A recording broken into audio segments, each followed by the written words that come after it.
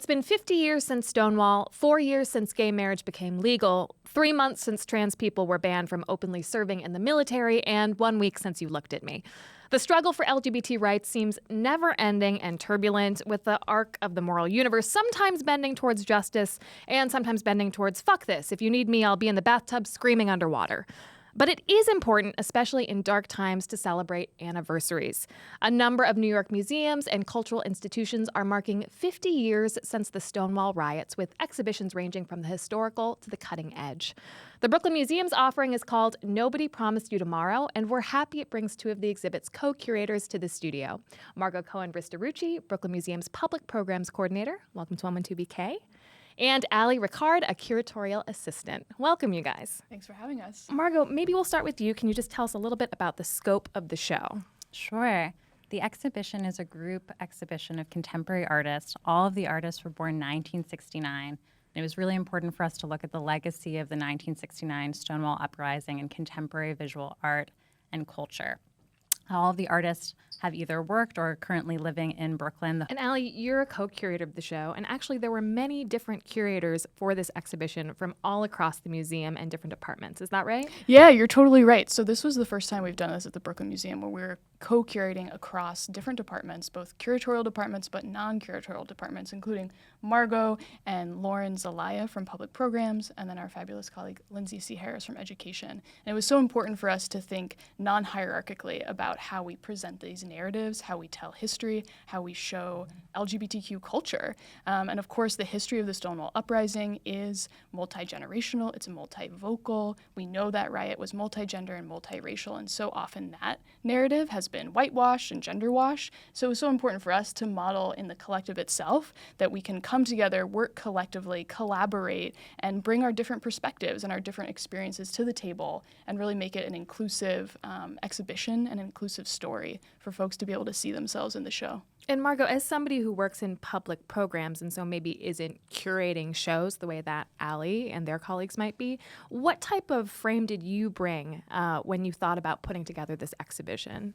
So it's worth noting that many of the artists in our exhibition, Nobody Promised You Tomorrow, first either screened their work or were part of a public program at the museum. So for example, Tourmaline, who created Happy Birthday Marcia with Sasha Wurtzel, she debuted a snippet of that film before the full film was included later in a new museum show as part of a film series that our colleague Lauren organized called Black Queer Brooklyn on Film. So we're definitely building off of a deep legacy of public programming when organizing the show. So, Allie, maybe you can tell us a little bit about the new works that both Tourmaline and Sasha Wurtzel have in the show. They're both video pieces, is that right? I would love to. So it's important to note that over half of the artists in the show, so more than, there's 28 artists, more than half of them are all presenting new work. So the show's very contemporary. Nothing dates before 2011, and so we're really thinking about our present moment. And so we're able to do several major commissions, one of which is Tourmaline's new film, Salacia.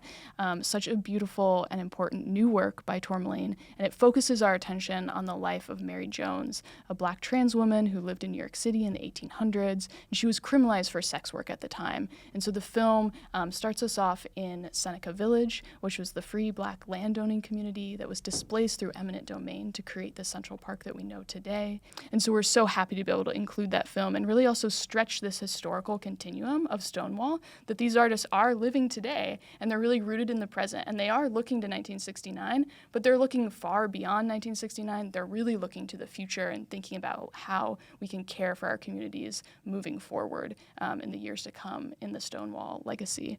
And then, of course, we also presented new work by Sasha Wurtzel. Sasha's films are really in dialogue with Tourmaline's practice in a really moving way.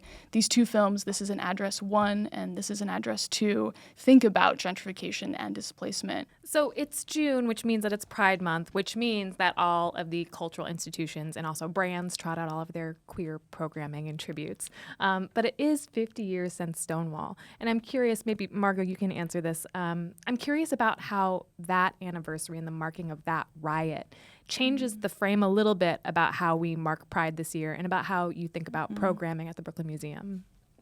Certainly. Well, with the exhibition, we really took the Stonewall Uprising as our starting point, but the exhibition is certainly not entirely focused on those 6 days of riots. We have 4 themes to the exhibition. It starts with revolt and heritage and then moves into desire and care networks. And the show is up through December. So we were really thinking about these intersections of care and community and friendship and survival throughout the exhibition. Allie, talk to me a little bit about the way that you viewed nightlife and people who throw parties as part of this larger movement, and how did you include them in the show? Yeah, I mean, nightlife is essential, right? Like, that's a space where we can go and care for one another. We can express and explore desire. We can find community. We can find love. We can cut loose. And of course, we wanted to connect back to nightlife with the Stonewall Inn being a gay bar. And at that time, all gay bars in the 60s in New York City were run by the mafia. And it was a racket to extort money from the community. And they were also routinely policed by the NYPD. And so thinking about how queer and trans nightlife has changed throughout time since 1969 was so important to us. And really centering, as Margo was saying, care. This idea of how do we come together? How do we care for one another? And, you know, care can be the bridge to collective liberation, but it can also be the end result. Like, that can be the site as well. When we can come together and really support one another, like, that's when we find freedom and liberation. And we wanted to include work that wasn't necessarily traditional fine arts in the show. So we have flyers from Poppy Juice. They're great illustrations by Mohammed Fayez that folks are probably familiar with from, you know, Instagram and Facebook, and they're in the show.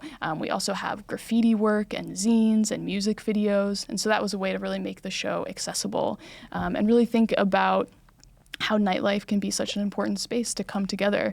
Talk to me a little bit more about these grouping, Margo. So as we said, it's revolt, heritage, desire, and care networks. Why were these pillars that you wanted to build around, and how do you think about them differently? Certainly. So when we started this process 1.5 years ago, we began by meeting with many of the artists in the exhibition. And pretty earnestly, we began each conversation by asking them if Stonewall had significance to them. What does Stonewall mean to you? And overwhelmingly, we received enthusiasm from them. And as Allie mentioned earlier, many of the artists in the show were so excited by the framework of this exhibition that they wanted to create new work. And from those same conversations, these 4 themes crystallized for us. We knew from the start, in part because of the collaborative nature of our collective, that we wanted to focus on some of these less sensationalized aspects of queer and trans existence, the everyday, mundane ways that we love one another, that we keep each other alive. So friendship is always really important, and that's kind of flourished into our care network section. But we begin with revolt, perhaps most naturally, because that's how people traditionally think of Stonewall. It was a riot. It took 6 days of active organizing, and it was a response to a routine police raid. So from the start, an anti-assimilationist, anti-police uprising. And then we move from revolt into heritage. And in heritage, many of the artists in this section are either identifying and naming specific queer and trans elders, Stormy DeLarveray, Marsha P. Johnson, Sylvia Rivera, and paying tribute to them, but also thinking about the kind of legacy that they will leave for future generations. In desire, we take a pivot. We're thinking of desire in multiple ways, both desire for one another in a very intimate sense, love, affection, lust, and also desire in a more utopian sense, thinking of desire as a motivating power for imagining other worlds and ways of being in community. And then we end in care, and that's really has been important for us. It's been a sort of intervention in how people tell the story of Stonewall. And for so many of the folks who were so critical to the Stonewall uprising and to queer liberations for decades before and decades after, there are so many people who were not in the streets and can't be in the streets. So it was really important for us to highlight the way that a club space, collective living, writing to a friend, calling a friend on the phone, all of those can be also forms of sanctuary. I love this idea of asking, like, oh, well, like, what does this event that you weren't alive for mean to you? And maybe I'll just ask that of you guys. What does Stonewall mean to you as people who were born, I imagine, quite a bit after Stonewall? You're right, yeah. I mean, such an important, powerful question, right? How do we think of ourselves in relation to our legacy? And of course, it's not just that the Stonewall Uprising is a part of queer and trans legacy. It's a part of American history, and so we're all living within that legacy. I think for me, it's a reminder of the precarity, that we experience as queer and trans folks that comes from the systems of oppression that we live in the United States. But it's also thinking about our vitality, our vibrancy, our beauty as a community, and our ways that we can come together, take collective action, support one another, show up and love each other. And I think focusing our attention back on Stonewall has been so important for me to really be reminded of these strands of queer liberation, right? Not just thinking about marriage equality or being able to serve in the military, but thinking about, I don't want to get married, or I don't want to serve in the military because I don't believe in this, imperialist capitalist country that we live in. And so for the core concerns of people who rose up in 1969, they were thinking about police brutality, state-sanctioned violence, homelessness, lack of access to healthcare, racism, and all of these concerns are so persistent for the ways that we live our lives today. And so I think it's been such an important reminder to look to their legacy, look to their example, and think about how can we take action and come together today to really support one another in our communities. I think that's so true, and I'm so happy that actually on the 50th anniversary, Stonewall is being forefronted in such a huge way, because I feel for such a long time the focus has been on more palatable items on the gay agenda, if you will, because Stonewall was a riot and because it featured Black and brown bodies and non-binary bodies, and so it wasn't as embraceable by mainstream American culture. Totally. Yeah, and I think we can think about whose gay agenda are we talking about? Are we talking about cis white men? Are we talking about trans women of color and homeless LGBTQ folks who really led that uprising? And how can we be centering their narratives in the past and how we think about history, but also centering our care and attention on supporting the members of our community who find themselves most marginalized by mainstream society? I'm curious what you hope people take away from this, especially people who are maybe coming to the museum and not specifically for this show, but who may find themselves there. That's such a good question. Well, certainly the show is quite welcoming, and we're pushing against the mainstream narratives that have so often excluded queer and trans people of color especially. And the show, when you walk into it, it was a priority for us from the start to really highlight the vibrance and the beauty of queer artistic production today. So when you walk in, there's a lot of color, there's a lot of texture. It's an open space. We made sure to have lots of benches.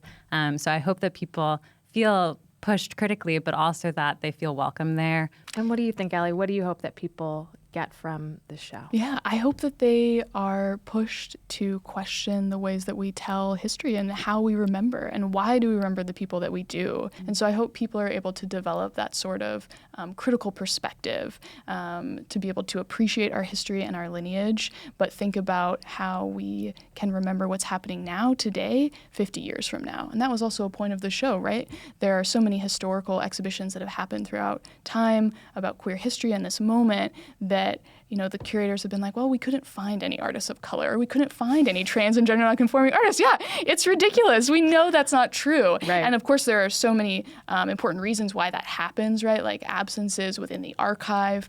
But we really wanted to create a show that would be an archive itself, so that when people 20, 50 years from now look back and want to know about queer and trans artists working in New York City, in Brooklyn today, in 2019, they see such an amazing community of queer and trans artists of color, of Black trans artists, and those are really the people that we wanted to center in this show, to create an archive itself of this exhibition for the future. Margo, Allie, thank you so much for joining me today. Thanks, MacKenzie. Thank you.